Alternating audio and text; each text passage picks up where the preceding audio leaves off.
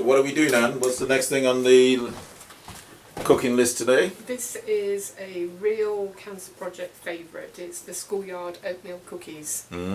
These Another one of my favourites. Oh yes, a Have familiar. you noticed I've got a lot of favourites today?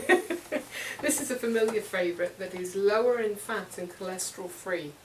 So a lot of people go out and buy cookies and have the really high fat, highly processed foods that are high in sugar, high in salt, and this is one that is almost guilt free because it's very low fat and no cholesterol. Okay, well, over to you.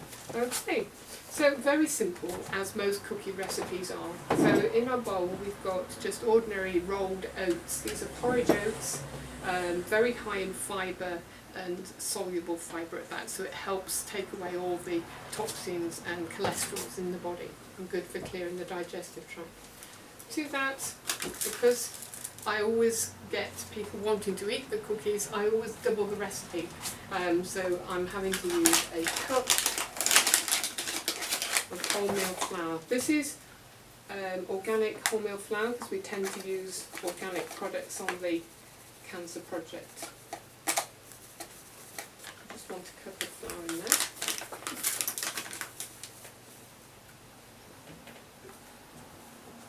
This is quite easy. The balance there. I'm just going to get all our dry ingredients in there. Now if you haven't got the self-raising wholemeal flour, you can add baking powder, and what I've got here is a baking powder that is aluminium free, so always check on the ingredients of your baking powder what goes into it. But I don't need to add any of that today because I'm using wholemeal flour. And then I'm going to add some cinnamon. Lovely spice.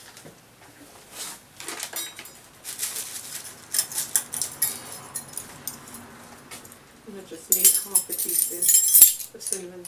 Now spices like turmeric and cinnamon have got anti-inflammatory properties, so it's really good to use these in any recipes. So that's our dry ingredients in there. Again, we're using wholemeal flour and not white flour because we're getting all the benefits of the fibre in that. So to sweeten this, 2 tablespoons of water, I'm going to add 4 tablespoons of oil.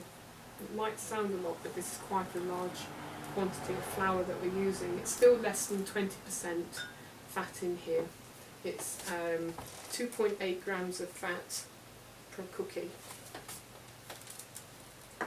So I'm going to use a combination of maple syrup and agave nectar. And agave nectar is a very low GI food. It's very, very sweet, and it comes from the plant of a cactus plant. And you can get this from any supermarket in the sugar aisle. And we use this on the Cancer Project as a natural sweetener because it is a low GI food, and we don't have to use very much of it to make the recipe sweetened. So I'm going to use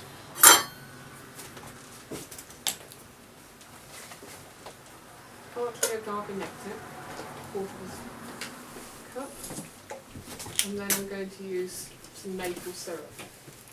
The maple syrup again is a natural plant product, but it's got a lower GI than sugars, and it gives a really nice flavour to the recipe. This is a big substitute now for sugar, isn't it? This is instead of using sugar, because sugar A healthy substitute, I should say. it is a healthy substitute, and it gives a really nice flavour to the cookies. So you've got in there, what have you got in there so far? So we've got the water, the drop of oil, we've got the agave nectar and the maple syrup. You could use all agave nectar or you could use all maple syrup. I'm using a combination of the two because the maple syrup can work out a little bit expensive if you're getting the pure product, and so to lower the cost a little bit I'm just balancing it with the agave nectar. So that's the wet ingredients, and to that I'm just going to add a drop of vanilla essence. Extract, this is pure vanilla, and that's all our wet ingredients. I just need to give that a bit of a stir. Combine those, and then I'm going to add those to our dry ingredients. You've just got wholemeal flour in there. Wholemeal flour and oats and the cinnamon. So that's the mixture made. We're just going to then add the fruits and let's do this. So we need some raisins, and we need half a cup of raisins. Notice we're not using scales, so it just makes it easy. So just tip all those in. And now all we need to do is add our chopped nuts. These are walnuts. I don't know about you, but when I'm chopping nuts on a board, they tend to go everywhere. They do sprinkle everywhere. So what I do is just put the nuts in the hopper on the number 2 cone, and there we have our ground nuts. Fantastic. So that's all the ingredients in there. Just need to incorporate those together. We're now going to put it into the electric oil pour skillet. What I've done here is I've preheated it to 145, and I'm making it non-stick because this has got sticky ingredients in there, it's got flour in there, and so we do need to put something between it and the metal on this occasion. And what you're using? So I'm using some baking paper. So this is just a sheet of baking paper, and this is the quickest, easiest way of making a Saladmaster pan non-stick without adding anything to it. If it's something that is likely to stick, then you don't want it to be crisping like your meats. And if you're cooking cookies and cakes, this is just a simple way. So I've just folded the paper and making from the point and then a point again, and we can go another one, make it even more of a circle. So what I do is place it approximately in the middle of the pan, mark it with my thumb approximately, and just chop. That's how you do it. Chop the end off, and there I have my circle paper, and I just then place that in the oil skillet. So no measuring. So what I'm going to do now is just pop the biscuit mixture, the cookie mixture, into the electric oil pour skillet. And this is best done with 2 spoons, I found. And just pop them in. And spread them out a little, making sure they're incorporated to cookies. They do So 145 degrees. Yeah. And how long are we going to leave those in there I'm for? going to leave them for about 20-25 minutes. I'll just check them after about 15 minutes, and if they're nice and crispy on the bottom, I might just flick them over so that they cook quicker by flicking them over and just to crispen the top of them, and then remove them. And I usually do these in batches, so I can take the cookies out and leave the paper in there and then put the next batch straight in.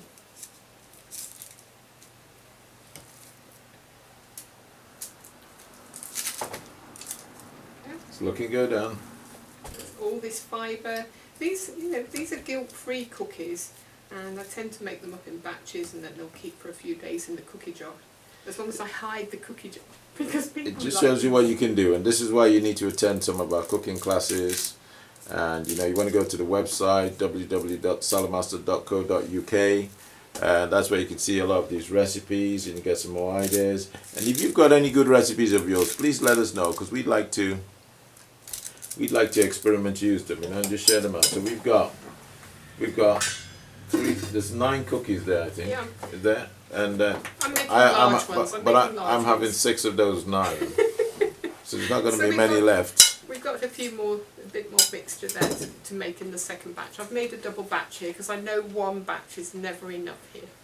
So put the paper on, put the mixture on. I'm going to leave that for...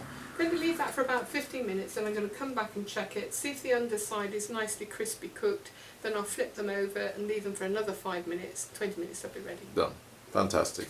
So our cookies have been in the electric oil pour skillet at 145, and after about 15 minutes we just flip them over, and so now ready to Wow, cook out. So look at that.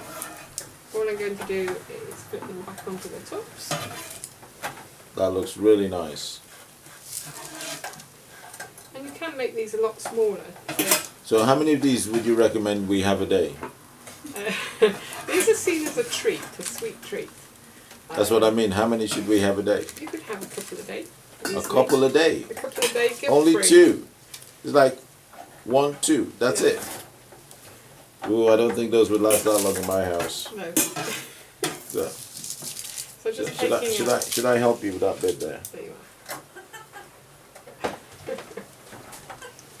Can I try it? You try that. Can I try They're it? still very hot, remember.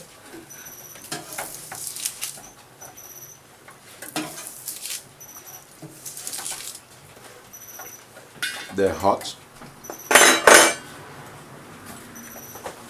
and tasty. Lovely. Perfect. Tell you what's amazing with this is, you know, sometimes you have cookies and you can feel that grease going down your throat. Nothing at all. That really These are tastes very, very low fat. fantastic.